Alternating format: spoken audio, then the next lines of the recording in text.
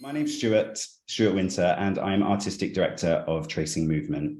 Tracing Movement is a dance company. It began in 2013, and the way that it began was I created a space for sharing skills. I created a space where I would offer a class to maybe 15 elite dancers in the West End and contemporary dancers. And then they would stay for another hour afterwards and we would create movement. It was a way for me to flex my choreography language and a way for me to offer free class for dancers. That kind of like escalated into a series of short films, and I began to build a body of very early works that were really designed for the camera, dance for film. And then if we fast forward a few years, we entered the pandemic. And during the pandemic, I was given a grant and I was given some private funding to help dancers rebuild and reset after that long period where we had nothing. And that was quite amazing. It was quite an amazing moment for me because it was a moment where I actually stopped. And when I actually stopped, I was able to kind of weigh up my values. And I started to ask a lot of questions about who I was, the things I valued, the things that I wanted to change, the things I wanted to achieve, the spaces that I wanted to work in, the jobs that I didn't have to say yes to. And I stumbled across this podcast called Let's Talk Online, which is Lauren Flower's podcast. I will introduce Lauren Flower in a minute. And the podcast was about allyship. And if you haven't listened to that podcast, everyone needs to listen to that podcast, because the moment in my life when that podcast arrived to me on social media, my best friend had just come out as a queer dancer in London. And for me to be an ally for her, I had to listen to that podcast. I needed that information. I needed that conversation between Lauren and Derek to happen. I needed to download it, and I needed to kind of question my values regarding what an ally truly is and how active you can be as an ally. And then that kind of cracked me open even more. And I began to question everything about my training and who I was as a dancer and how I identified on stage and the many, many, many things that I was asked to do on stage, and maybe start asking whether I felt comfortable doing those things on stage. And that could be like touch. It could be the roles I was playing, the roles I was going up for, the way that I was approaching roles. And that kind of escalated to me writing an Arts Council application and getting funding to actually launch my first piece of live work that we're in the process of creating right now, based around the binaries in dance in a social setting. And that kind of all came to this point right now because of podcasts that I listen to. So I thought it would be interesting and amazing and wonderful and magical to grab a couple of people together and have an online discussion about queerness in dance and hear a few other stories and open up some different voices that I would love to hear from. So I am joined tonight, this morning for Lauren, by Lauren Flower from San Diego, BRYONY Pennington in London, TAELA YEOMANS-BROWN in London, and newly just today, because Ed Watson couldn't join us, Joseph Sissons. Hello, mate. Thank you for jumping at the last minute. Also from London. So the way that this webinar, this online discussion is going to kind of roll is that I've asked each human being to discuss and talk a little bit about where they are right now and how they got to that point. And then I'm going to propose a few questions, and then we'll open up an online kind of Q&A. I'm stupidly nervous. My mouth is so dry, and I know my stutter is going to kick in. And my armpits are wet. So I would love right now to hand over to Lauren. if you, Lauren, thank you so much. I know. I gotta shake it out. No. Hi. So yes, name is Lauren, pronouns she, her, they, them. and currently living in San Diego, California. Stuart, I mean, it's wild just thinking back to that podcast too, and just right now, I think I'm feeling so many, levels of emotions and this and that, just kind of reflecting back and during that pandemic time, being in this space is amazing because I haven't always felt, comfortable enough in the past to even be open to talking about certain things. So I'm just really grateful for this. But yeah, so the podcast that I did with Derek Dunn, who's a great friend of mine, he dances at Boston Ballet and we both danced there together. And I would say majority of this came about because of my time, mainly dancing in ballet companies, and I still dance in ballet companies, and kind of starting to understand more of myself too. I'm a lesbian, queer, gay, all of the above, and I didn't always feel very comfortable to come out. And throughout the pandemic, I think when we all had time to, just be in our spaces, be at home, really think about things probably a bit more in depth and internally, it made me realize, oh yeah, there's a lot that I would love to see blossom and grow and connect with other people, and just even find other folks that I, could connect with, and created Queer Women Dancers in the pandemic, which then went into the podcast. But I'd say over the last 5 years, it's been helpful to have spaces like this for myself and to be able to share my own story of it being very difficult to come out in the ballet world, which is tough. And I hope that can get easier for people like me and other people in the queer community. And so, carving this space is really important, and creating works that show representation. So it's lovely to hear that you are currently working on something like this. I would love for the ballet world specifically to also be able to dive into this a bit more. I think it's possible. So I think having this conversation is a big step in that. And so that's kind of just been my process of feeling things and being comfortable. I mean, I'm so happy to be queer, and I can't believe it took me so long to, get to where I am today.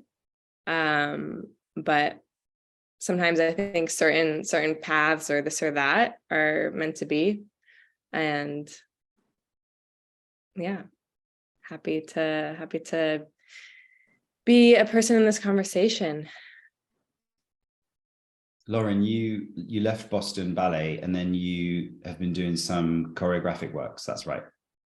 Mm-hmm. Just recently. Yeah, choreographing. Mm-hmm. Yeah. So after Boston Ballet, so I got let go from Boston, and that kind of, and it was around Pride and all these things kind of were unraveling, and I just felt very fired up to say, where's the representation for lesbians, non-binary, trans folks? Because it was tough. It was tough always witnessing that and seeing that I never felt included, just compared to, queer men specifically. And so my time in Boston was just dancing. I mean, I choreograph now, but I'm back into dancing, which has felt really great. I thought after Boston, I was like, no, never again. Went to school. I was taking school classes, like academic classes, but I found the love for it again in such a new way. That feels even better though. Mm. Can I quote something that you said in that podcast that really resonated with me, and I've written it down? You terrified that I'm going to quote you. I want to push the boundaries here and work on new creations that strive for inclusivity and diversity. That's what you said. Mm. and you're doing it. Yeah, I mean, thank you. It's been lovely here in San Diego. I do want to say I've been working with a small contemporary ballet company here called the Rosenbach's Project, and I've been able to create 2 pieces now. That my first piece was really structured around queer women and showing different relationships and dynamics of that. Yeah, that was the first time I've ever felt like I could actually do that. Just 2 years ago, 2021. Mm-hmm. That's amazing. Thank you for talking. Thank you. Can we jump on to TAELA? Sure. Hi, I'm TAELA. I pronouns they, them. I trained in musical theatre for 3 years at Bird College in London, and then the pandemic hit. So I was back indoors for a while. Since then, I've been lucky enough to perform in 3 West End shows. I'm currently swing assistant dance captain on one of those shows. Yeah, I think my journey probably started around the pandemic too. Again, it gave us a lot of time to reflect, a lot of time to learn, and I learned a lot in that time and started questioning a lot about gender binary and queerness in general and in society, and how unjust it is in society. And that kind of led me down the road to discovering my gender and becoming comfortable with expressing it. I think when I initially came out of the pandemic, that time was very difficult for everyone, just getting back into the real world. But then I was kind of my first job, and the pressures of that, I kind of let myself be a second part in that whole journey. But the past year especially, I've kind of experienced the musical theatre world and seen a lot of my friends and colleagues and other queer people that I know experience the industry. And it's difficult in the MT world. I feel like there's not very much representation, and there's certainly not any, there's an understanding, I feel, within the workspace and within the companies, there's space for us to be there, but there's no space for us on the stage, which is difficult. Because training wise, obviously in musical theatre, it's a lot about acting, it's a lot about being somebody else. It's not necessarily about being the person that you are, which is understandable. But then to go on stage and have to pretend to be something that you're not 8 shows a week is very difficult, and comes with trials and tribulations of its own. And I think that's kind of overlooked by companies who hire non-binary and trans folk onto their companies. They don't kind of necessarily understand the weight of what they're having to go through each day when they're asked to do these things. And I don't think it would be very difficult to make people feel more comfortable, which is from my experience. I'm kind of like, I can see easy solutions to these things, but sometimes it's a bit difficult to get there. But yeah, I'm very excited to have this space to talk about those things. Yeah, that's, I don't know what else to say. Thank you so much. Like, you're swing in a West End show right now, and Yes. Are the swings binaried in this show? Yes. They are. Yeah. Okay. Yeah. Which is part of my discussion I would want to have with producers or teams or company members, people creating these newer shows, because in newer shows for sure they understand it's because of the nature of the shows that have been there for so long, even 5 years, 6 years, they have this definite, okay, this is who we need these 20 people, they're going to play these 20 roles, and that's it. There's no leeway for expanding who they bring into the building, and if they do, it's not seen on stage. Yeah, so yeah, it's very binaried in. There's these 9 tracks and these 9 tracks, and you only do those ones or those ones. Even as a swing, there's no way I can do the other ones, which is something that I want to discuss with companies. But at the minute, as it stands, there's no way, no shift in that. And that then relates down to costuming, and what you do on stage, who you interact with on stage is defined by those tracks that you have to cover, or that you are cast to be, you know. It's very, very binary, the way that companies in musical theatre hire people and present on stage, unfortunately, at the moment. It's something that I'd really like to change. You know, there is something to be said, isn't there, about potentially using non-binary swings as a very positive, absolutely, absolutely. There's every company that I've worked with, there's been people of other genders that would suit certain roles and certain numbers and doing certain things. They'd be fantastic at it, sometimes better than the person doing it, me being that person doing it, you know, not slagging anyone else off. It was me. And it's just so frustrating when they're just not allowed. They're just not allowed.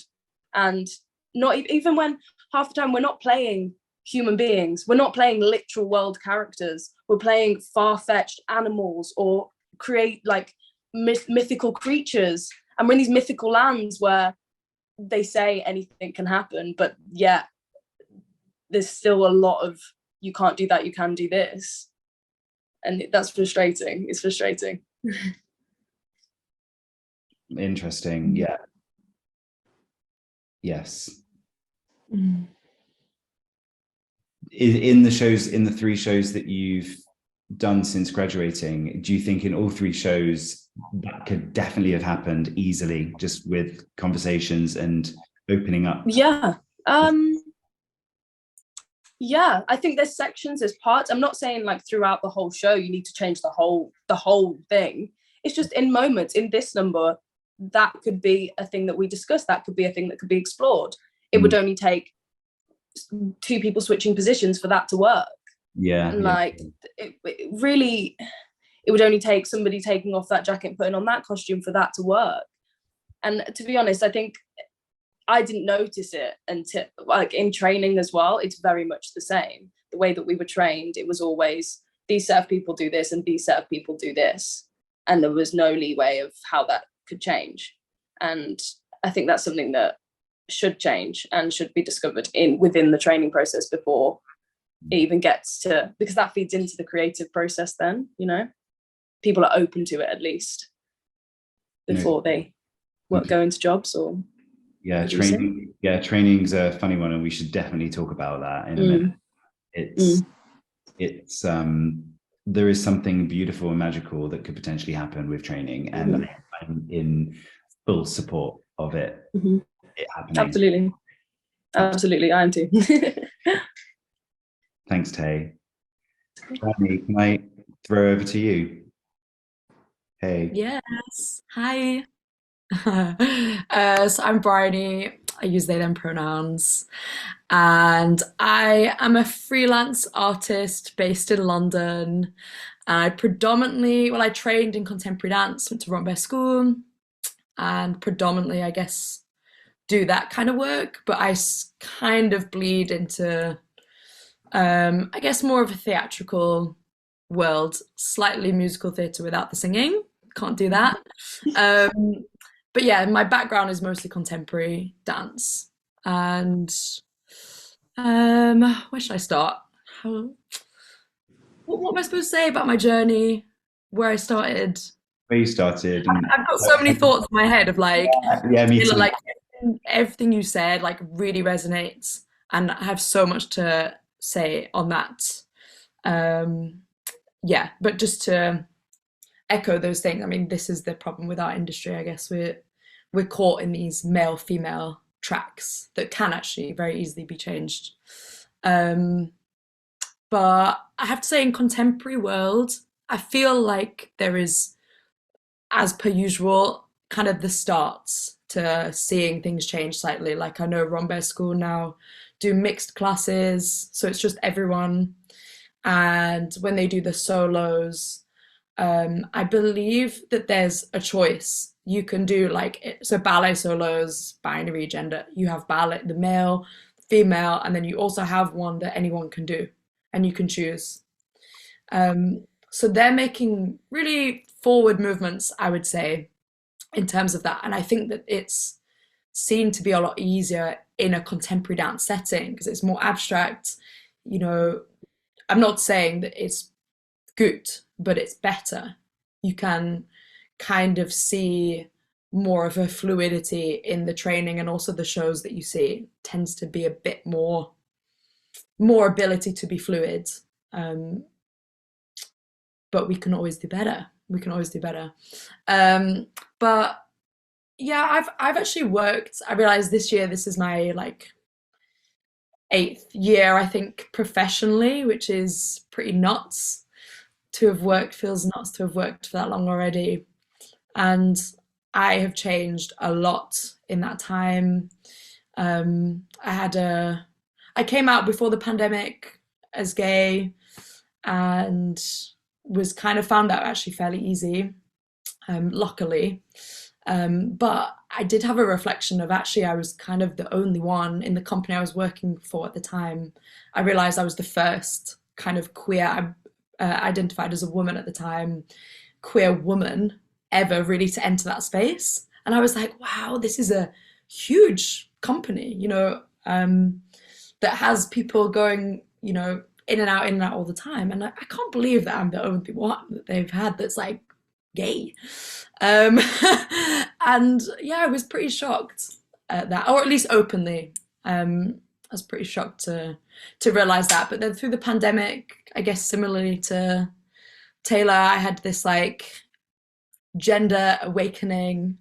But I found it a lot harder than when I came out just as being gay. I think it was really, really tricky to like re-slot myself into the spaces that I'd already existed in, and with people that had known me for a long time as me, as Bryony, you know. And you know, I didn't think that I'd really changed that much, but suddenly people having to use they them, it was very tricky. I noticed it was really hard for them to not see me as a woman, you know, ultimately. And I think that's still a process now. Like as I've gotten more comfortable, I think I'm less, I mean, people's ignorance. I'll just do my best to keep reiterating the facts, you know, and for people that follow me, I find that more important. And I'll happily be a voice in those spaces to do better than maybe what I had to do, you know, having to come out. I think it was really hard just post-pandemic to kind of keep reiterating they them, you know, and again, not having roles really there for me, like always playing a woman, which yeah, it's something that I've had to do, I think, on the side, a lot of work on, of how comfortable am I with that. And there's some roles that I probably can do and some that I can't, and I have to accept that as well, that it's a job is a job at the end of the day, and I also have control over it. Like if they offer me something that I'm not that is not going to fulfill me, or I can't find any kind of connection with, then I'll probably say no and let somebody else do it ultimately. But I still believe in the fight of, you know, regardless of who you are, you should be able to,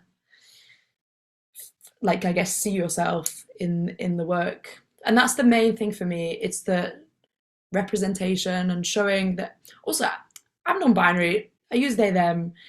But half the time people do, I love long hair. Like, I don't want to shave all my hair off. I don't want to look like I think people are expecting non-binary people to look, which is androgynous. Like, that's beautiful, but that's not me.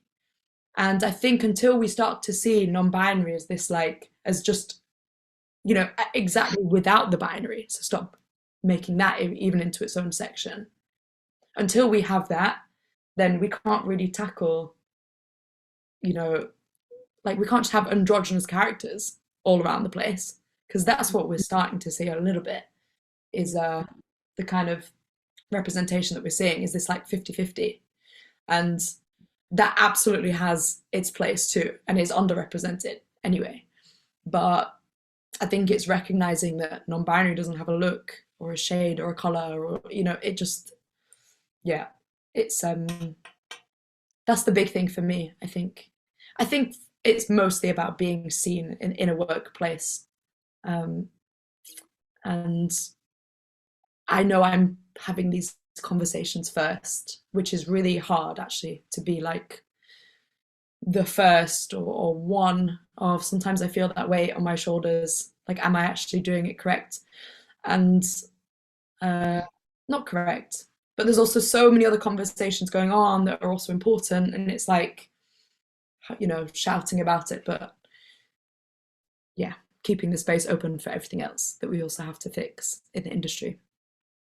But I have to say, this year has been the best year for me in terms of shows. I'm working with Stuart on this gorgeous tracing movement production, Dance with Whoever You Effing Want To, and I love it.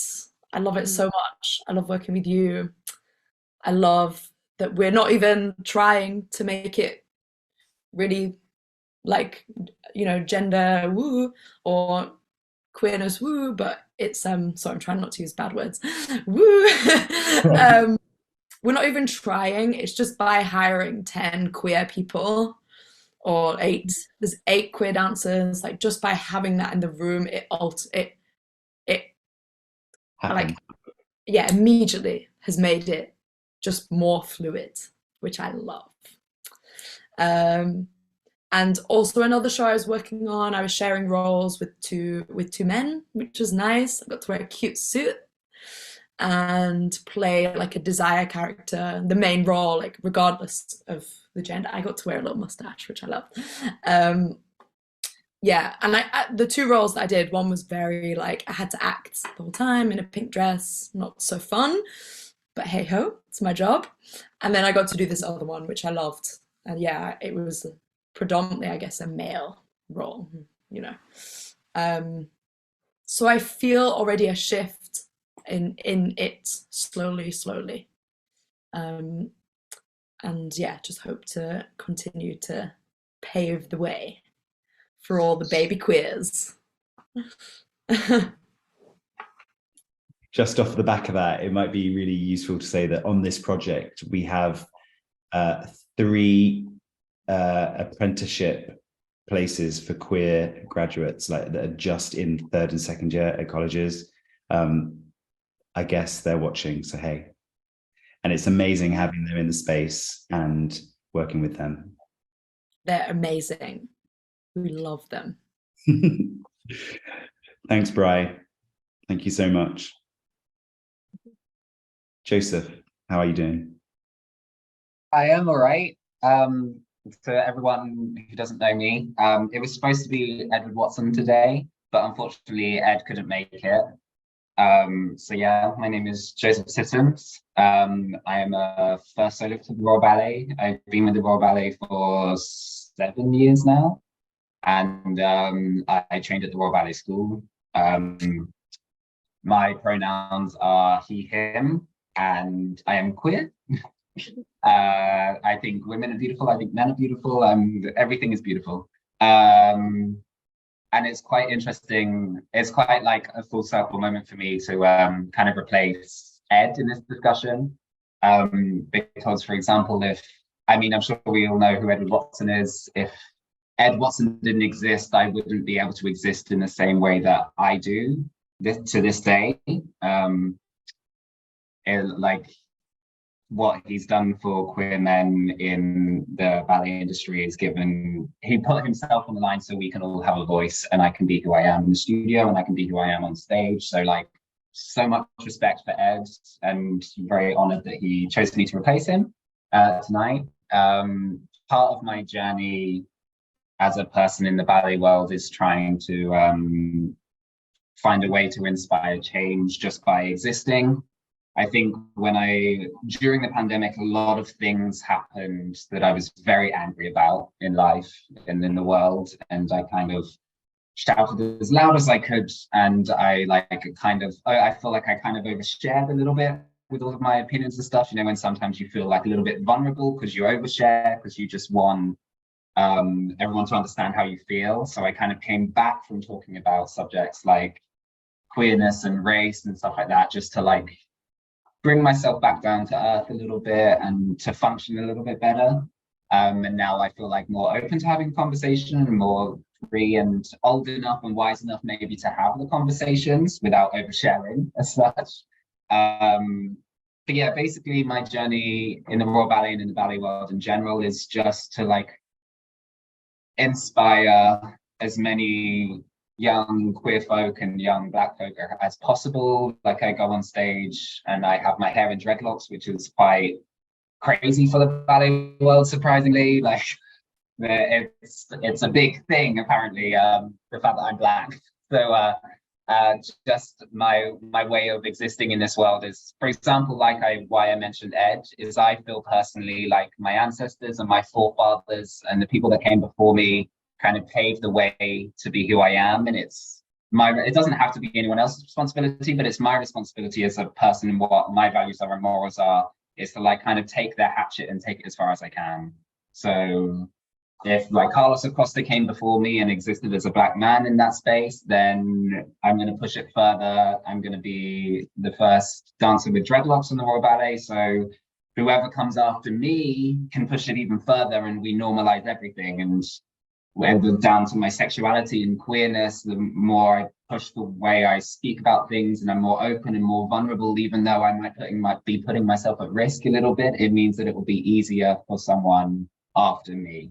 So that's kind of like why I dance, why I do the art form. I think art it's meant to push you. And I think I sometimes struggle with the ballet world because it's very binary in like every sense of the word, and it can kind of get stuck in its ways. And luckily I'm part of an organization with a director who's like very interested in pushing it further and will listen to what I have to say. And I'm so respectful and grateful for him as my director, that I have that relationship with him. But the ballet world in general just needs to, it's down to our audiences, it's down to the people that fund us, that it's not like pushing far enough, like quick enough, I guess.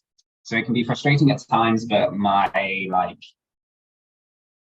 the way I want to deal with it is to always be slightly more difficult. I told my director, I was like, I'm really sorry, I'm going to have to be as difficult as possible just to keep you on your toes, because it means that we push it further. And especially ballet, in comparison to like the contemporary world, it still has its issues, but it's more open to change than the ballet world. And to be part of an organization that has so much history, like the Royal Ballet as well, everything is like baby steps. Everything is really, really little. But in my career, I have worked with choreographers who are really open to that. Like, for example, Wayne McGregor he just sees a human being in front of him, and he kind of is more interested in what your body does and what you have to give than what gender you are. So I've done roles that were predominantly made by a female presenting dancer. I've done male presenting roles, and I really enjoy being in a studio space where, and I'm very lucky that I'm a member of the Royal Ballet Company, that I get to work with someone like that. I'm very privileged as that I'm given someone amazing as Wayne to work with, who's so well educated and open to that conversation. So yeah, and I'm also just very happy to be here. So thank you for inviting me. Oh my gosh, my pleasure. Joseph, thank you so much. It's interesting that you say about the binaries being so strong in the ballet world. And so I know that, I mean, last year, I also have a stutter, and when I'm thinking, my stutter kicks in. So if I stutter, just let me write it out. But when I was over in Australia last year, maybe, and I saw a lot of ballet while I was over in Australia, and I suddenly realized that these problems aren't just in England, they're global. I was like, I'm seeing the same problems here that I see in England. I was like, wow, how has that happened? So it's interesting that you bring that up, because I think it's down to like what ballet as an art form has to understand, that it was made in like Louis the 14th or 16th, correct me if I'm wrong, court, and it was made in gender binary, and also like women being subservient to men and curtsying, and Black people not even really existing. So like the root that I think what other art forms and like drama, contemporary dance and film and stuff are kind of getting a little bit more right than ballet, is really looking at the root of where they came from, and then dealing it from that. And the entire art form of ballet is kind of made on those aspects. Like the entire bar is made and you curtsy at the end, and it's just the girl wears a tutu and the man wears a unitard and there's no crossover. And I don't know, I find it so, like, hearing Bryony talk about what Rombed doing with the solos and stuff. I mean, I don't want to say that I know exactly what's going on in other ballet schools around the world, but I can assume that's not happening. And that it's still very, very binary. And yeah, it's frustrating because I love it. I love the art form so much. Through the pandemic, I was struggling because I was seeing all the cracks in it, and I got a little bit of resentment for the art form. And then coming out of it again and reconnecting with my love for it, I'm even more in love with it than I was before. And that's why I'm such a driver in wanting it to change. It's like a friend. If you love a friend, you call them out on their BS. And I love ballet like that. And I want to call it out on its BS and change it as much as possible. And yeah, I'm really excited to be part of this conversation tonight, because I kind of want to come at it from like an allyship point of view, because I am a cis male in this world. And also, like, the ballet world, for example, is like also run by gay men. So it's kind of like I want to like engage in this conversation as much as possible, but I'm also here to learn as much as possible and to see what I can do and to learn as much as possible that I can make life easier for other queer babies out there, basically. Yeah. That's so beautiful. Lauren, you were like nodding so much during that. Do you feel similar, like going back into ballet now, like with the connection back to dance? Oh yeah, absolutely. No, I agree completely. It's very prevalent. It's yeah, I mean, I teach almost 5 days a week with my ballet students, and it's like they are even so just accustomed to always being in go with the certain groups, go with the certain people. If I say, double tour, they like go to the back and they just let the male presenting dancers come forward. And I think it's important to just makes me think about our language and just everything. And yeah, it gets me going. But I mean, it's the being back in it. I do like that, thinking of it as a friend or a good friend. I love ballet. I very much love it. I love, it's been my whole life, but I think that there's so much room for change and the potential. It's just being able to have an open mind with it and let go of some of the core, like the core foundations. We just need to build on it. We don't need to say, just like immediately, let's try to wipe everything away, but it's just how can we build on this foundation that we have and be able to change that, I think, because it's a beautiful art. But I also was thinking about I can't remember who said it, but who's like funding, right? Like maybe it was Bryony, but just like who, the people that are funding a lot of the ballet world and dance world at large. I think that's a really interesting conversation too. And just kind of makes me think as well. Like where the money's coming from. Yeah, right. Like where the money is coming from, the organizations, the people that are, generously supporting and giving to the art. Who are those people? Where are they coming from? What are their views on it? Do they want change? Do they not want change? That is so interesting. I don't think I remember I was at the Royal Ballet, the Royal Opera House a few weeks ago, and I looked down the line and I was like, oh, all these beautiful brooches. And I was like, if I could sell all of those brooches, I could make some amazing art. Can I say that? I said it. Yeah. They were beautiful Like, we use brooches. that like every day. It's okay. Like, you can take the boy out of the ghetto, but you can't take the ghetto out of the boy. Like,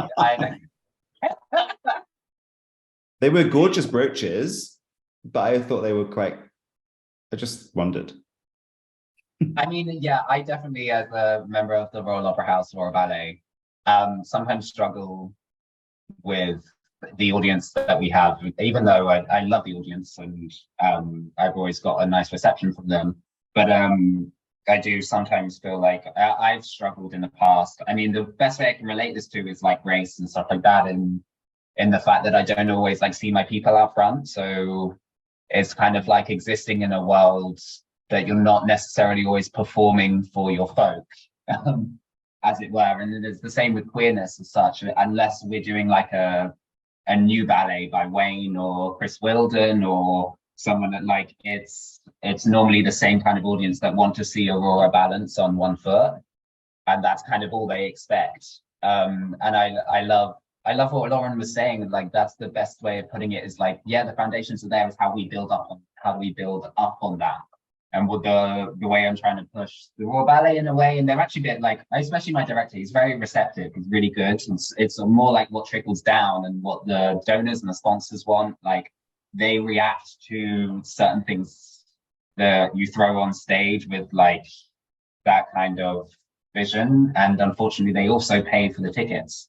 So it's like we're in this weird zone at the moment when the ballet's also like trying to earn their money back from the pandemic, and we want to put our hits out there, but how do we reincorporate our hits into the world that we live in right now, and to not alienate people as they come into the building? Like, but yeah, like I love what Lauren said, just like about growing on the foundation. Like, and that's inspiring, that's exciting. Like, we don't want to like stalemate, even like with the Olympics with gymnasts. Like, yeah, like Simone Biles is incredible 4 years ago, and then the next gymnast will come along and have another move named after them, and then the next, like, and it's the incredibleness of building on top. And I think sometimes the ballet world really puts on a pedestal that like 1950s baby boom, post-war generation, and that they find it very hard to move away from that.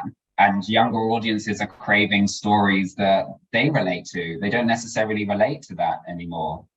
So we're like, yeah, we're in this weird like crossroads. But the more we like elbow people to move, the better. Joseph, do you see any potential perhaps where there may be story ballets being created in the future with trans or non-binary artists? I think so. I do think it'll come from Wayne McGregor, Chris Wilden, those that, like, I can see, I think they're really taking on the helm. They've been very active in these conversations, and they want to move it forward. They want their work to still exist. They're also active in the world in general and traveling everywhere and meeting so many different people. They're not just like stuck in London. So I do think it is coming. And if I expect it to come, I expect it to come from those minds, because they're already, I know them as people, and I've had conversations with them about that, and they're very engaged in it. So I have a feeling it will. And I know, for example, like I can't speak for every ballet company in the world, but I know my director, Kevin, is also active in wanting to change things. So I just think ballet's always like the slower one. Do you know what I mean? Like the slower sibling that's like taking a while to grow up.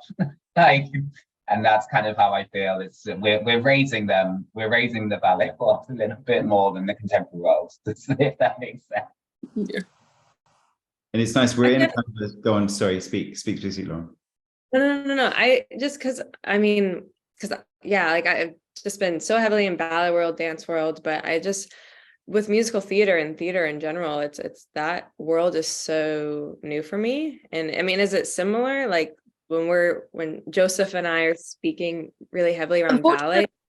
Unfortunately, it is. Like, as you said, you mentioned that there's a younger audience, and I was thinking the shows that I've done mainly have a child focus. Now, there obviously is the idea that some people don't want people to be young children to be exposed to anything other than the heteronormative relationships. However, in a world where we're not at the point, unfortunately, at the moment where storylines are being created for queer people, the storylines that are there are very heteronormative storylines for the leads as the most part. But the ensemble, I always feel, could be way more diverse than it is. And that's where I feel like there could be the most change made, in that they bring much more diversity to those roles on stage. Again, it's going back to this binary system of the male tracks and the female tracks. With children sitting in the audience watching these things, maybe not children, young adolescent people, seeing people that look like them or look like their friends is such a big part. And it's a big part in gaining people to go into training. Like, if you can't see yourself on stage, I don't know why you'd go into the industry. And I'm kind of at that point at the moment. I'm looking around to other shows and I can't see myself in any of those shows. And that's as a queer person, as a non-binary person, and as a person of mixed heritage. There has been movement and they're trying, but I don't always feel like they're trying in the best ways. It's very calculated. It's very forced. It's not true to the people that they're seeing in the room. They're not looking at an audition room and seeing people for who they are and seeing their skills that they could bring to the show.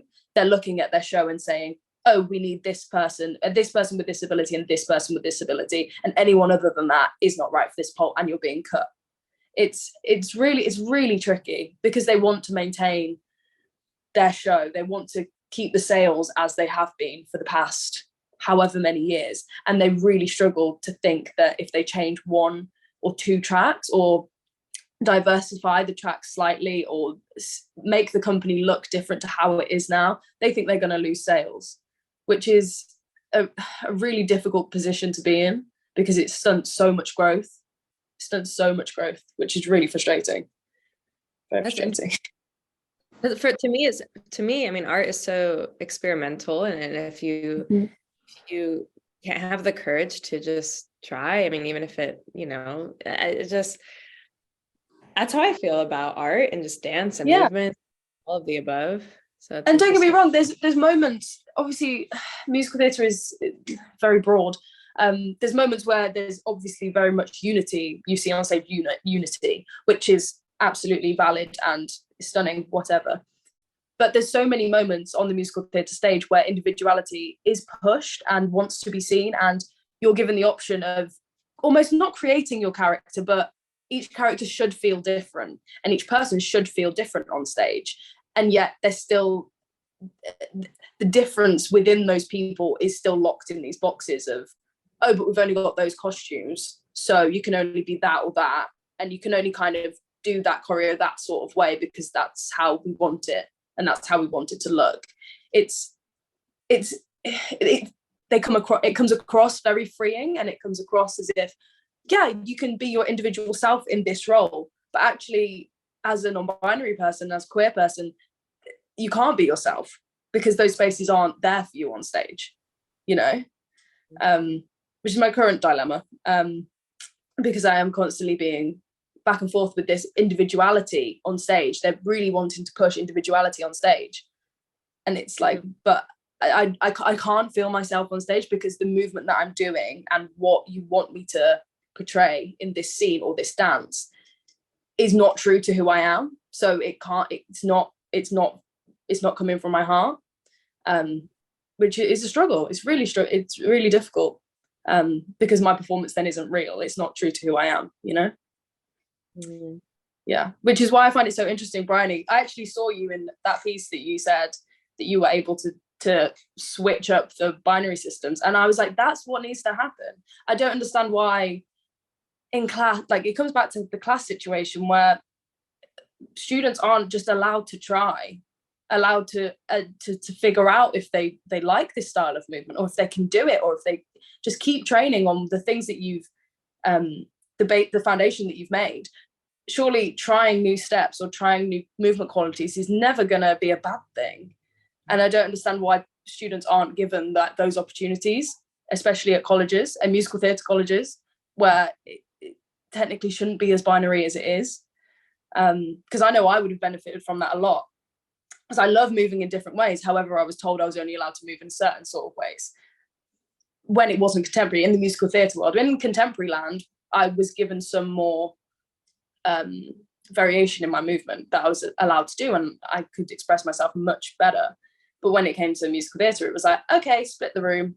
These people are doing this and these people are doing this. And I feel like that it's very difficult to change in a company that's been there for years and years and years. It's scary and it's daunting. And I'm currently at a place where I really want to have these conversations, but I'm scared of what I don't see it changing, unfortunately, which is, I think it comes from people higher up. The discussion needs to happen there first before we'll see it happen on stage, which is sad at the moment. But again, back to what everyone else was saying, like I've had to have a lot of difficult conversations over the past couple of years. I know you brought it up, Joe, with hair, like being a person of colour, and the hair situation in some art is really quite difficult and bad. So I've kind of gained my confidence a little bit with pushing for things that need to be said and paving that way for the people behind us and making their experience probably just that little bit better and having that understanding before they enter the room, instead of them having to fight to be understood, It just seems mad. Like it should be easy. Honestly. So I could think of so many ways to just be like, that done, changed. And the annoying thing is, I think because I think because as well, I don't know if it's because of who created it in the first place. I've noticed in some shows that the queerness that you see on stage, the queerness that is accepted on stage, is only seen between male identifying people. Yes. And I don't know if that comes back to the creatives or the production team. I don't know what it is, but you only ever see that version of queerness. That's only what you see. Everything else doesn't exist. And I literally on stage, that there's a moment I can think of in time, and a costume and whatever scenes I can think of where it's just so frustrating that is allowed and like embraced and shown, yet everything else is just like, nope, not even gonna bother to think about it and try and make it work. I really think it's because everything has this top down. To change anything, we have to have a top down approach, because the bottom up is happening. Like with language, we're all doing safeguarding stuff. All the stuff is happening down below, but it's top down approach, which is why we still are stuck on two gay cis men as our token queer story. It's because all those people who've been creating they're representing themselves. Which has its place, and it's so valid. Absolutely, 100%, like beautiful. But the issue is, until we see people like us, non-binary, trans, like black, brown, anything that is other than white and cisgender, until we see those people in those positions, I don't really fully believe we'll see the change, because they represent what they needs to be put at the forefront.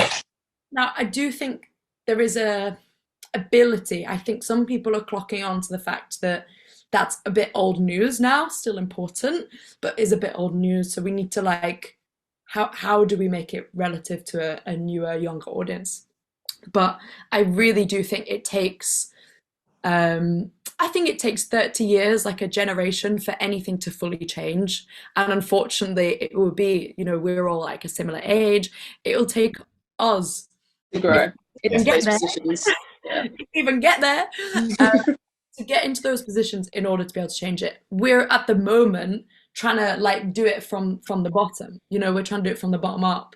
And it's really hard because you're just shouting, having these conversations. It's exhausting to keep reiterating the importance of it when we're like, it's so easy. It's so easy. But until we are in those positions, because I even noticed it on a slight on a small level, like maybe you'll also understand this, but as you got kind of grade up through a company, like the next contractor doing dance captain, like I feel like I've got a little bit more gain on like being able to choose some of the teachers, and I've only asked queer, trans, like non-binary, people of color. Like I've really kept it in that bracket, because that's what I want to do. Like, and in tiny, tiny ways, that's how we can start to change. Sow the seeds. Exactly. But it's only taking, you know, I've been shouting as me for a long time, but just me like bumping up a level changes a little bit extra. It's like, okay, well, I can provide a community with a job, or people from the community with jobs, and also influence on the company. Just having those people there, it's not like, whoa, you know, it shouldn't be woke or like cool or like different. It just is like these people exist, so let's get them in, you know. And yeah, I just think there is a lot of work to do, but like I said, I do think it takes 30 years fully for a change to happen, because it's a generational shift, and it's like, really, you know, until we really get there will we see a huge change. I really do believe that. But I always try to bring it back to a positive note, but I am doing the next show that I do, we do have a non-binary character in it, and I'm like, praise be. And it's a show that we've already done as well, which is epic. We're kind of inserting into a show already done. And my only worry about this is like how, and my thoughts are like, how do we not make it tokenistic? Like, I played a gay female character in a show, and I was like, I mean, I saw the cast sheet and it said the character's name and then brackets gay, and I was like, okay, like cool, but how are we going to show that? Because there isn't another gay female character. So how do we the only way that we can actually show that is if I'm holding another girl's hand. Like, there's or showing an intimate moment between two female characters, you know. And it really spun me out. I was like, this doesn't make sense to me. Like, how are you going to show that then? You know, oh, so I'm like dancing with all the men, that makes me a lesbian, you know. It just like putting me in a little check shirt and some awful 3/4 length jeans, and I was like, no, like I'm not, like it's not. There's definitely something to be said with working with the people that are in the room, like, and the creatives, if they're not of that minority, like they need to have these discussions with the people that it's going to be affecting, or the people that are going to have to do this on stage, because it just doesn't feel natural. It doesn't feel real. It feels like the token gesture. Okay, we need this diversity, we're going to try, which is great and I love. But the conversation wasn't there, and they've just gone, oh no, this will work. And it's like, it's like, okay, but how are we going to actually integrate that into a storyline? Obviously it's ensemble, so like, I'm not saying put me at the front snogging some other girls off, but where it's so easy for them to make, so there was 4 gay male characters and one, and I was like, that doesn't mathematically make sense. It takes 2 to represent in something where you're not using words. It takes 2. So make another female character gay or queer in some way, and be brave enough to show that 2 female characters could be holding hands, whoa, at the back of the stage. Like, it blew my mind. I was like, okay, baby steps, but like, come on, like you could absolutely show that. It was wild to me. I was like, you can't just put me, say character's name brackets gay, and be like, oh, well done us, we're so good. It was nuts.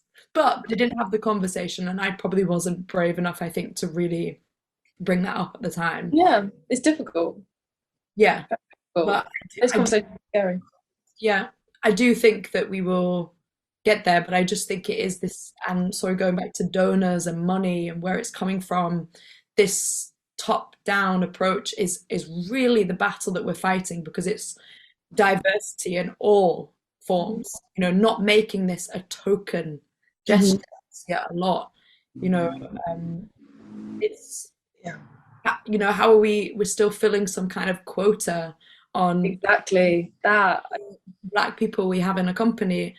That, Like, when will that end, you know? honestly, and it's not even that they think they're doing their bit for minorities as a whole by filling these quotas, but then you come off stage and the people in the building are one sort of person, come from one sort of place, and it's like, how do you expect these people to flourish at work if their environment is so, it's jarring. It's the reality you see on stage sometimes isn't what's there behind closed doors. And again, it comes back to production, it comes back to who they're hiring, it comes back to the bigger picture rather than just what are they trying to do to be seen to do something. Yeah, it's representation, and across the board, it shouldn't just be what we see, what's going on behind the scenes, you know. Yeah, it's really important. But like I say, it will take time, and I think we have to acknowledge that it will take time. I think people are, and I am, desperate for it to happen tomorrow, but it is a slow burning game. You know, we will all feel this for probably the rest of our performing career. You know, we will have these conversations, and it's also about how do we protect ourselves with that and protect our energy surrounding it, and fighting the right fight, the right battles, you know, keep having these conversations. And not only with queer people, like being brave to be ourselves at work in your fullness is, like, I think the best way that we can really affect some kind of immediate change. Is that don't hide who you are and what you do, you know, be queer and colourful, and maybe that will start to ignite some kind of flames. We need to be having these conversations wider, and not just, this is great to be talking with queer people. It's how do we actually also go, like, I don't think people understand the experience so well. So it's finding the balance of, like, this kind of support, which is really important, but how do we kind of stretch that out to the people that really need to hear it but aren't listening, like, and the people that can make the change, probably. Just now. Yeah. Anyway, sorry, lot of talking from me, a lot of words. No, it's fantastic. And I think there's like a beautiful little segue here we can use right now before we maybe ask some questions. But I was just sitting back and listening for a hot second. We spoke a lot about portraying characters on stage, but have we ever played ourselves on stage? Have we ever been in a situation where we could be ourselves rather than a character? The only time I can think of is when I did your work, actually. Cool. Because it was very neutral, it was very free, it was very, well, we had that creative process with each other more, didn't we? Sorry, for those who don't know, I did a project with Stuart 2020, coming out of the pandemic, about coming out of the pandemic, and yeah, it was more about exploring, coming back into the room of dance. And I'd say that was the first time I'd probably been able to just be myself, exploring an idea, exploring something through movement. Yeah. And actually something really beautiful happened in that moment. And you know what I'm going to talk about. You partnering Barnaby. Yeah. And I was adamant not to change it. And I was like, we're doing it. Let's do it. Yeah. I was like, hey, you want to? I was like, absolutely. I'm absolutely doing this. There's a moment in, like, the formation. It's everything works like a mirror in that room. And then there's a moment that everything kind of goes, and Tay partners Barnaby. And it just magically happened in the moment. And we all were like, this is happening right now. And I was very proud of it. It was one moment I was like, that happened. And I'm very proud, yeah. Has anyone else Joseph, I don't know if you heard the question, but I was wondering, I was hearing a lot of when we play roles, when we play characters on stage, but I was wondering whether we were ever able to be ourselves on stage. Sorry, I was just, I had to plug in my charger. That's so fine. We're back in Zoom time, gals. Yeah, I think, well, I sat down, I went through the pandemic and I had like a real like mental like moment of like, wow, why am I doing ballet if I feel like this? I just feel like I'm not myself all the time. And luckily I had the pandemic to kind of like, it was a massive buffer of time, to be honest, but I just wasn't allowed to dance. I wasn't allowed to go on stage. I wasn't allowed to do the thing that I had been trained to do from the Royal Ballet School, and all of that trauma that followed from the schooling and everything. So like, it was all stripped away, and I sat down and I was like, I cannot continue this unless I am myself. I was like, I care about it too much. Like, I care about the art. I'm very sensitive. I'm a very emotional person, and I think it's the way I was raised, and a lot of stuff, like I can't necessarily do things unless I feel I'm being fully authentically myself and fully honest. Like, I have a motto: if anyone asks me a question, I'll answer honestly. And this is the same on stage as question and answer. The audience has paid a ticket and I want to answer honestly. I don't want to feel like I'm lying to them. So I sat down, as soon as I came back from the pandemic, I sat down with my director and I was like, right, we've got to figure out a way that I can still do this, because I can't do it like that guy anymore that was here, because I was so anxious and so shaky and so just like, you know, like yes manning everyone, like yes, absolutely, yes, I'm sorry for existing, blah, blah, blah. And I was kind of like, I can't do this anymore. I can't play this role. It's made me ill. I need to change. And luckily I was sat opposite a director that really went with me on it. And I'm so grateful for that conversation. But I just started slowly changing. Like, I started with cornrows on stage, and now I have dreadlocks, and I started being more myself in the studios. And I kind of told my director and all of my coaches, I was like, I will do this as Joe would, as he would perform it. Like, I love, for example, like the Macmillans, like the Kenneth Macmillans in the ballet world. And like, my dream is to be Romeo. My dream is to be De Gria, but it's to be De Gria with dreadlocks. It's not to be De Gria with straight hair. Like, it makes me want to tear up, the idea of doing that not as me, because it's such a dream of mine, and it has been. And to anything to be taken away from the human being and the soul that I am, not being able to fulfill that dream in the way that they wanted to, like, breaks my heart. So I do think now, every single time, because I've been so difficult, I guess, over the years, that I refuse to go on stage as anyone but me.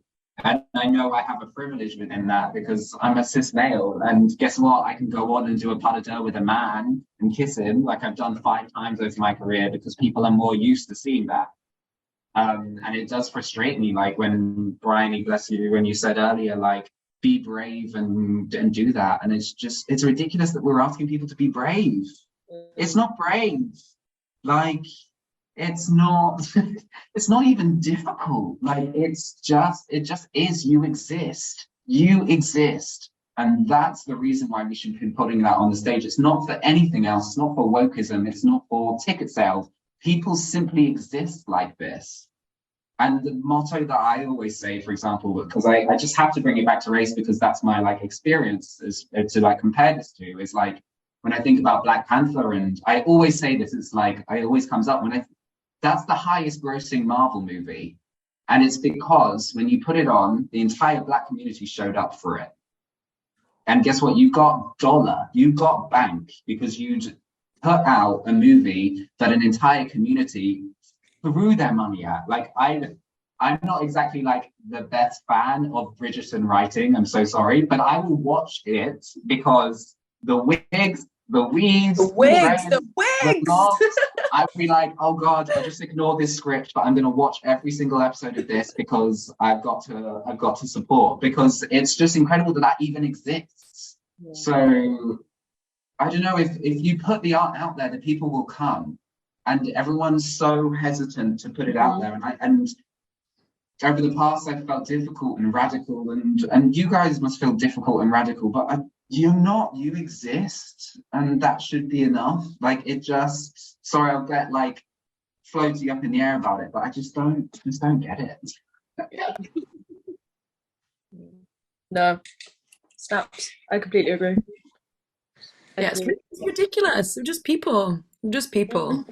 People, but yeah, it's a wider societal issue, too, with political climate. We see, like, basically demonizing and weaponizing trans people, just for the sake of like distraction. And yeah, so it's not only in our industry, but got to think about the people who are watching and who have the money and where that's placed. And yeah, it's a wider conversation in our society, what people see as acceptable, I think. But we do exist, and we always have done, always will do. And it is mad to me that people think that less than, talking about trans, non-binary people, it's less than, like, maybe it's more, I don't know now, but last time I heard, like, less than 1% of the population. So I don't know what you think we were able to do.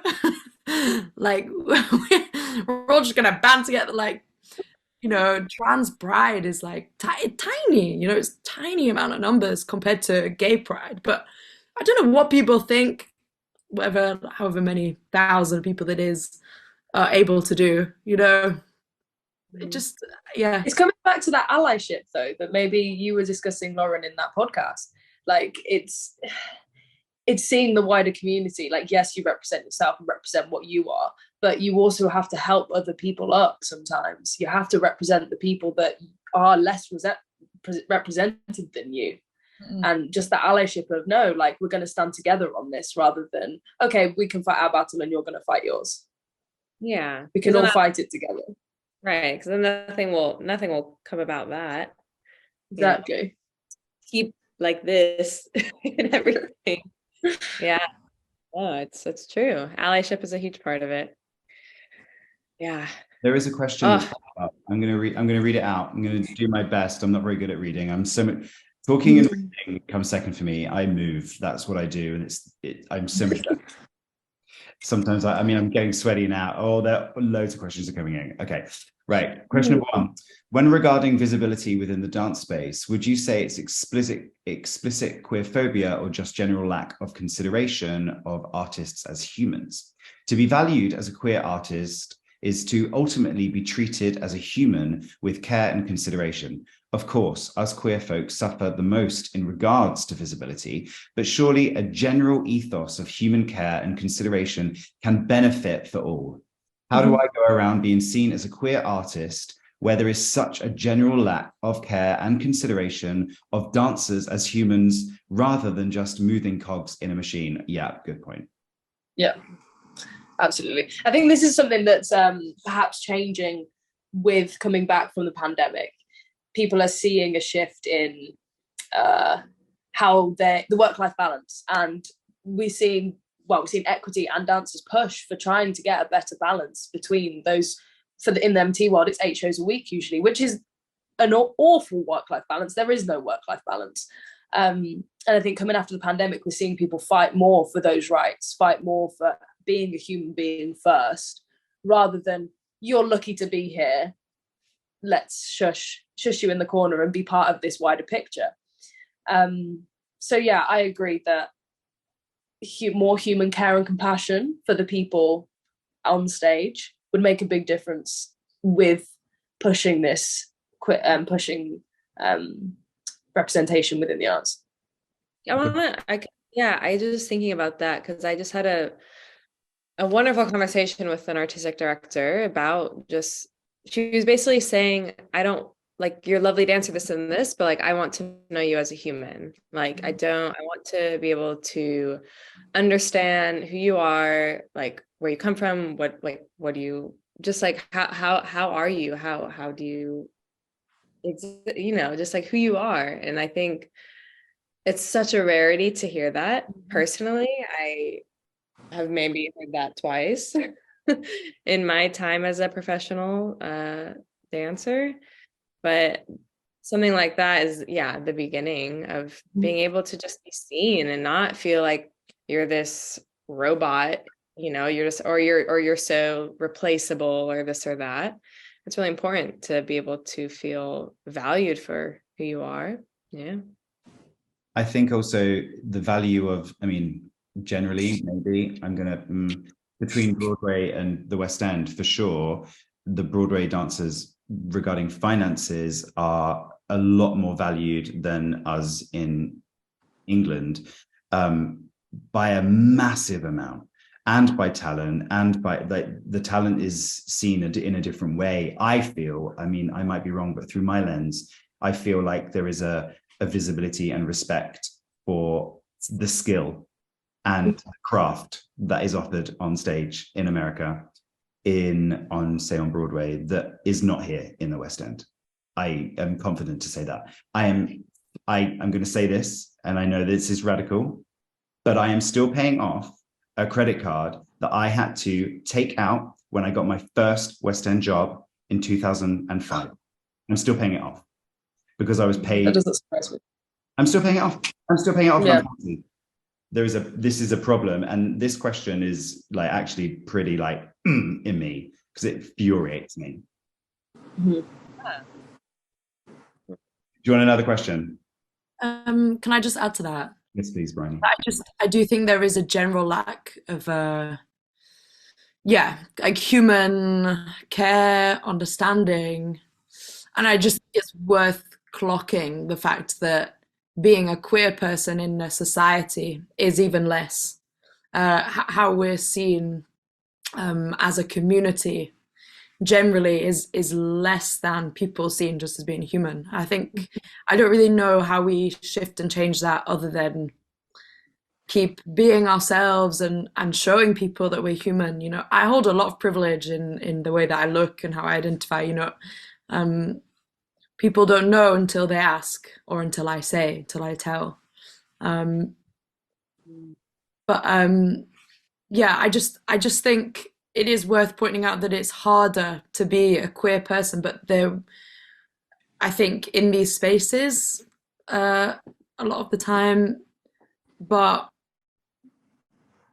we will just have to do our best to make it better. I don't know. It's being seen as that is hard. It is hard. Yeah. Sorry, I just wanted to add that and just point out that it is harder, I think, and that you're not alone in that feeling of maybe not being seen or represented as a person, as a human, as well as an artist. Yeah, it's like a big conversation of how we're seen in society, people's opinions. You know, we're not separate. We're a tiny little. We're basically an echo of the wider community. We're still run by a lot of white men. A lot of white men run the big companies. If you actually think about it, predominantly it's run by men, white cis men generally. So yeah, again, until we have other people in these positions, or an ally, a strong ally, like you said, Lauren, is so beautiful to hear. Someone was just like, I want to know you, like not your background, you know, not your dancer, but like that works, that's cool, but who are you? I think it's really important. Yeah. Thanks, Bri. You speak so well. I love you. This next question. In ballet companies, we sometimes have separate classes for men and women, but as someone who is fluid in their gender, hates the gender label on the classes. I feel there is no need to label them in the dance world today, as technique has come so far, for a variety of people can do a variety of things, and people in the ballet world today aren't necessarily of the binary or everywhere. What are your thoughts on how to go about changing this? By the way, you guys are very inspiring and you are helping me to use my voice at work. Cutie. Well, it can be done. Like I said earlier, it can be done. It's a simple shift of language, just using the word of the step and not going, let's go and do the girl steps or let's go Yeah. do the boy steps. It's really, really simple. And I only hope that people follow in the footsteps of like my training. I didn't have that when I was there, but to see the school make it so open with regards to gender. And I don't think it's purely because of that. I think it's just because, well, isn't this a bit ridiculous? That we're split up when our capabilities are the same. But it is possible. So everyone should go and ask Ron Best School how they've done it. I think I also feel like I had a really good training for that. Like we had the binary split, but we also then were merged in so many contemporary forms. I think that when I was training, it was such a heavy emphasis on training like a classical dancer, but then because the contemporary was so strong, we had so much improvisation classes, so much contact improvisation classes, where you were able to absolutely be yourself in that room. It's not that we didn't have pas de deux as well when we were learning variations and steps and the ways things could be performed, but we also had the other, and just the variety was so useful to me, and I'm so glad that I received that. I think Maybe I it makes somebody. Huh? No, I interrupted somebody. Please speak, Lauren. Wait, I feel like Joseph maybe was gonna say something. Maybe I was wrong. I was just gonna say, like, I know it stresses me out because I know how binary ballet is, like, and how fixed it is in its binary, and like, I'm not sure how to fix it, but like, I feel like ballet just needs to get over itself a little bit. Like, I know that's, but like, we're going on and we're being purple fairies, like. And let's put it into let's put it into perspective, and that's amazing. Like, people get to go on and be a purple fairy and do quetes, like that's super cool. But let's not budge the fact that you're going on and you're being a purple fairy, and there are like 12 of you in a line doing a attitude. So like, it's almost like it needs to be more self-aware of how ridiculous it is, like hilariously ridiculous. Like, it's fun. We're acting. We're acting, we are playing roles. Like, it's make-believe. That's it. And people come to the theatre for the make-believe. They want to be transported. You're being a purple fairy. So like, it just, for me, ballet as an art form, like, just needs to be more self-aware of where it came from and what it is and what it actually is. And what it is like little kids putting on a pair of wings when they were 5 and then realizing they wanted to do that for the rest of their life. And that like whimsical joy and childish fun needs to still be a part of it. It almost takes itself like too ridiculously serious. Like, and we're changing the world in like, in lots of positive ways with art and stuff like that. But like, we're not stopping poverty. Like, that's not what we're doing isn't like 100% necessary to the core. So let's like chill out a little bit and like have some fun. I don't know, maybe that's like a little bit of a ridiculous way of saying it, but it's whimsical, it's fun, it's childish. That's the root of it. It's make-believe. So we may as well go all the way with that. Hey, not halfway and then be like, but women need to wear point shoes and men need to wear jock straps. Like, what?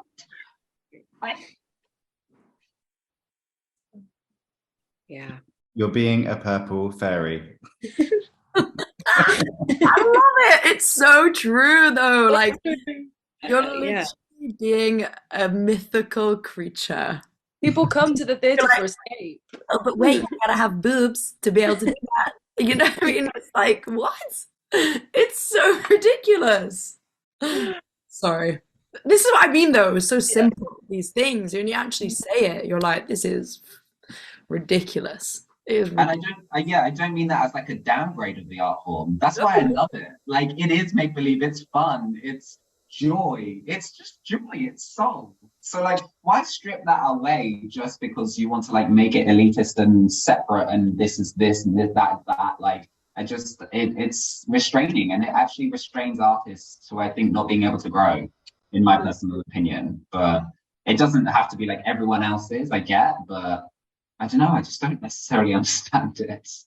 But also, queerness is joy. I think people are still afraid of queerness and difference, and they don't understand that it's just pure joy. I mean, I'm sure we've all felt it, that like euphoria you feel when you like wear the right clothing or you're with a partner and you know you are just expressing yourself 100% and it's joyful, and people don't know that, like they don't, and they're not letting themselves even see it or experience it. And that's why, because queerness is joy, and if they just let it happen, then you know it would elevate, I think, the work, in my opinion. Mhm. Joseph, do you think there's a little bit of too much seriousness sometimes about the approaching the work in ballet? I think, yeah, I mean, I know I said serious, but I'm not sure if that's like 100% the right word, because I can get a little bit psychotic with my job. Like I have a goal, I have a dream, I want to be a principal of the Royal Ballet, and I take that very seriously at the same time. But the whole art form itself it just needs to be self-aware of, like, do you know when you watch like a good program, like I don't know, like one recent one is like Big Mouth. I don't know if anyone's seen the cartoon, or like I love Big Mouth. or like there's like BoJack Horseman, or even like Fleabag. It's the reason that makes it so relatable is it's so self-aware of how ridiculous it is at times. And then it also makes the writing more powerful. Like Fleabag isn't any more less of an incredible show because it's self-aware. Like it's incredible because it's self-aware. So I don't know. Maybe seriousness isn't the right choice of word that I use, but maybe self-awareness. And then I still, like, for example, I'm a ballet dancer, and I will be annoyed if I'm not on my leg. If I don't do my like 6 pirouettes and stay up, I take that very seriously. But at the same time, I'm being a Prince Charming, which is also slightly ridiculous. So I think it's like give and take. It's back and forth. I guess that's queerness. It's like a relaxation into life, I feel like sometimes. And I feel like ballet doesn't relax into life very well. That's nice. I like that. Relaxing. I've got another question here. I have found changes in some training, specifically partnering, to ask about gender identifying and pronouns in class. However, as someone who doesn't necessarily feel identified in this way, or people who maybe aren't able to authenticate in this space, how do we become inclusionary to everyone without this inclusion actually becoming exclusionary to people who aren't always safe to be authentically themselves for whatever reason that may be? How do we create safety and inclusivity for absolutely everyone without becoming exclusionary in these ways? Wow, that was really hard for me to do that question. X's and X's everywhere. Okay, did we get it? I'm just reading it. Oh, you've got it. Thanks, TAELA. Yeah, how do we become inclusive without becoming without excluding in these ways? I think our language is really important. Yeah. I think that's And is how we talk, what language we use. Yeah, I think that is the real crux of it. Like not saying, particularly, I guess, with gender, not really saying like male steps, female steps, these kinds of things, but also just how you are using, you know, even how we describe certain or we prescribe certain qualities to certain moves. Even that is just, it's all feeding into these ideas of how something should be, rather than letting people explore maybe how they want to do a tendu today. Or, you know, or a frappe. Yes, okay, it's to strike the floor, but maybe sometimes you just want to do it a bit more like, blah, you know, I don't know, it's these kinds of things. Like, I think it's about allowing and actually in giving corrections, positively giving them corrections, and also allowing it to be like, this is your place to explore and discover. And that would benefit every person, not only queer people. But yeah, I do think language is a huge part of how we make a space as inclusive as possible. You know, in terms of disability also, you know, there's a lot that can be changed and said for just using different words to describe movement. Ultimately, it's movement. You know, a tondu doesn't have to always be with the foot. It doesn't. It means to, what's tondu? To point, or something? Oh, to stretch. See? So you can do something else. So yeah, I think these things, or to strike, you know, you could bash a wall if you wanted to. Do you know what I mean? Like there's different ways that we could use language, I think, in order to make things kind of exclusive, and not saying that men have to be strong. Yeah, I think it could, from a mental point of view, if you're taking a class or whatever, it's being open to learning from the people in the room. Being open to be like, okay, this movement, we want this to have this quality if we're exploring a movement. But if somebody brings something to the table that's interesting and fits their body and fits their aura and fits their soul, and it inspires something within you, and learn from that. Don't tell them they're wrong. Don't tell them they have to do it something different, a different way with a different quality, because that's them. They're exploring that movement, and they're the person probably teaching that class probably needs to be open to learning from the people in the room. And that can only come when you strip away the stereotypes and strip away the rigid barriers that we have sometimes when looking at dancing as a whole. I've experienced it recently, and just going to throw ego in there, because for me, even on this project that I'm choreographing right now, before this project, I would come with very, very, very strong sequences of steps and a very strong vision of what something might be, you know. And there has been moments when I have not done that, and I've had to get out of my way to do that and actually say to the room, I don't know what to do here. Can we do this together? And that was scary. And BRYONY had me through that when that happened. And what has come from that is something that is magical and beautiful and unique. And I would never have been able to do that without being vulnerable enough to go, I don't know what I'm about to do. I don't know how to do this. So I'm gonna facilitate a space, and we're gonna work through it together, because I'm scared right now. Yeah, it was a very beautiful moment. It really was. Because you'd said it to me, you were like, I don't know what you can do. Yeah, just say that. Just say it to the room. The minute we did that, we were all, as soon as you did that, it was like, okay, cool. You know, let's do it together. What's actually in front of you, and what they want to say, not actively, but just what comes out, because we express ourselves through movement. You know, it was very beautiful. Well done. I did go home and think like, oh my God, that was a big step. It was massive. It was massive. Because there's certain spaces where you would be told that you're not doing your job in that way. You didn't have the answers, and you didn't know the steps, you didn't know the counts, and you didn't know this, and like, oh, they're rubbish because of X, Y, and Z, rather than actually going, I'm going to own this. I don't have all the answers here. I don't have all the answers in this moment, and I'm not going to pretend to know. We are right at the end. I'm going to open the space for anything else that anyone else wants to say, just quickly before we wrap up.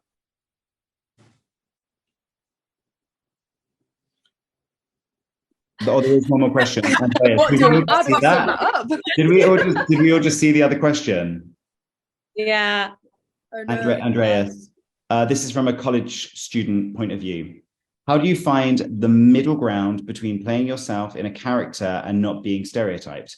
As an international queer student, I've been given opportunities to perform as myself, but the way that my gender and race was represented is stereotyped.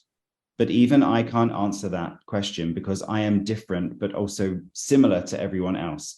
Therefore, every time I try to show my individuality, I feel I can't do it in the way that doesn't feel stereotyped for me or perceived as stereotyped by the audience. And regarding queerness, I am identifying as a male and I'm more masculine looking, but my movement and personality are gender fluid. So I'm always told that I look masculine, but not move manly enough. I can really relate to that. Manly enough, or that my personality is more fluid, queer, but doesn't match my appearance. So I feel like I am in a gray area of the spectrum and don't get recognized enough because I am not on either end of the spectrum, and my concern is that will affect my employability.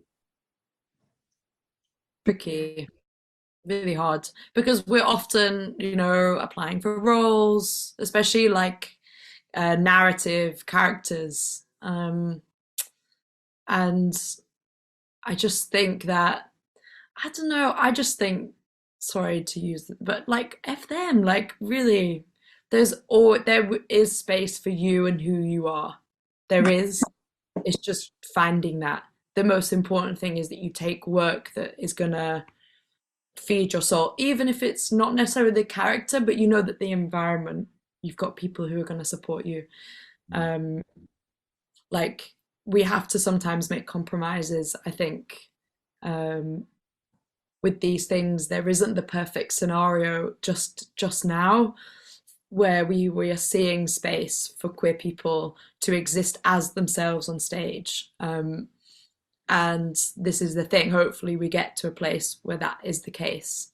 So then how do we think about, because we've got to work, got to make money and pay the bills, how can we find smaller ways to make ourselves still feel like we're not fully compromising who we are? And there are ways, making sure you have your community behind you to speak with about it, and in small ways, like I was actually thinking about this, TAELA, being ensemble, and like, how can we find little ways that we can kind of mess with it a little bit? Exactly that. How do we find little ways where we can just like, make that choice? Yeah, they're fun, because then it feels a bit radical and a bit woo, but it's not, but it's finding those little ways that you can be you.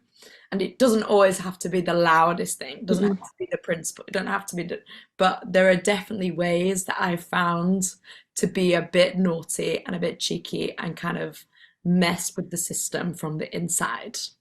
So if you feel like you can, do the job and do it from there. Do it from the job, get that contract signed and do what you can within it. Sorry. But I really think that's the way, like we've got to kind of find these quieter ways to mess with the system. Yeah, you've got to exist there to be able to push it. Yeah. Absolutely. But obviously, you need to have the support and feel like you're not fully compromising yourself. But there's a lot of fun to be had in finding a queer moment for your characters, I have to say. Even when other people don't want it to happen. I'm over there kissing everyone on the cheek. I love that. Get the contract signed, and then about. Exactly, and then be messing with it. That's my advice. But be you, like you don't have to be manly in your movement. Just do you. So it makes you beautiful, and somebody will see that for sure. And being in the gray space is the beauty. Like the gray that you're talking about is where the magic is. 100%. Absolutely. Because then it's new. It's something that people haven't necessarily seen before, and that's what inspires people. If we're just watching the same thing over and over again, it's a museum piece. It's like it's something old. We want to be pushed. I think just like to second that. I mean, for example, as like a man of color who identifies as a man of color, it's what at the beginning of my ballet career, for example, when you assume of seeing like a black man in the ballet world, you assume Carlos Acosta, which was Basilio, which was all of these like very bravura, very stereotypically masculine characters. And what I really struggled with at the beginning is because he came before me, and there had been like no other real, like there were a few and they'd also struggled with the same thing, but like we followed him and they expected us to be exactly like him because he set the standard for Black men in ballet. So because I wasn't doing like triple tours, even though my white counterparts in my class weren't, but they were assumed, they were like, oh, you'll be Romeo, you'll be De Grier, you'll be Siegfried. And they were looking at me and they were like, where's the 540, Joe? Like, you got to be Basilia. And I was like, oh, you realize that that's like really not me. I struggled with that probably more at school than I did in the company. The first few years in the company, I struggled with it a little bit, but it's because not many people knew me. And I was also like a very sorry for existing person. Whereas lately, for like the last few years, for example, like I said, I sat down with my director and I was like, this is who I am. Like, let's run with it and take it. And I was very vulnerable with him. And I was just like, I feel like people assume that I'm going to be Carlos, and I'm not. I'm actually more romantic. I'm actually a much softer dancer. I actually have all of the physical features of a prince other than my skin color and my hair. Like, that's, so people are just assuming that I would be something different. And what I had to like ask him, which again, I'll second it again, I'm so grateful that he came along with me for the ride. I was like, I need you to come with me. I need you to tell the audience that I exist. And he has, and obviously I'm working on that. And that's kind of the roles that I am going into, thank like God. And like, I'm very privileged in the fact that that probably wouldn't have happened 10 years ago. And like I said, it wouldn't have happened if Ed didn't come before me either. Because even he was the different breed of dancer that people hadn't seen, a different breed of prince that people weren't used to seeing as well. So yeah, I think be honest even if your voice shakes. Like, and to know that even if you had put yourself in a difficult position, that you can walk away and you said, but I was myself and I fought. And I know that's easy coming from someone in my position and my privilege, but I really put their money where their mouth was. I was like, oh, you want me in the company? You've got to have me. You've got to have all of me. And I think I have faith in people that it may be okay in the end, I guess. Yeah. Joe, that was beautiful. Oh, thank you. Oh, it's so inspiring. Yeah. So inspiring. I wish when I was dancing, I was able to do that. Yeah. I really do. I think you are all amazing. I appreciate you all so much. And thank you so much for giving up your Sunday evening for this conversation. Thank you so much. Thank you for holding the space for us. Yeah. Thank you. I was nervous about it, which made me feel like it had to happen, you know? So Yeah. it was one of those 3, 2, 1 moments. Do it. Rip that band-aid off. Yeah, rip it right off. But Joe, I literally, I feel like I just met you today. So thank you so much for jumping in. Thank you. I've loved every second. I've loved meeting you guys as well. And I hope I didn't take up too much of the voice time. No. I wanted to listen as much as possible. But yeah, I'm really grateful. This has made my day. This has really made my day, made my weekend, made my month. So thank you for having me. I appreciate it. Such a pleasure. TAELA, I will see you soon. Lauren, I would love to talk so soon. And Bri, I'll see you tomorrow. I want to come to London. Please come to London. Come to London. Yes. Maybe. You Maybe must. someday. Yes. Please come to London. Or Lots of friends here. Yeah. that would be delightful. I would love to squeeze you and say thank you. Yeah. Likewise. Just quickly, I'm going to plug the showings that we have on Monday the 15th and Tuesday the 16th. There is a link in the chat. You can still get tickets. There's a couple of tickets left. We would love support. And I guess I'm going to sign off and say thank you so much one more time. And I will see you all so soon. Please stay in contact and please stay in touch. Thank you. Thank you so much, everyone. I'll see you later. Bye. Cheerio.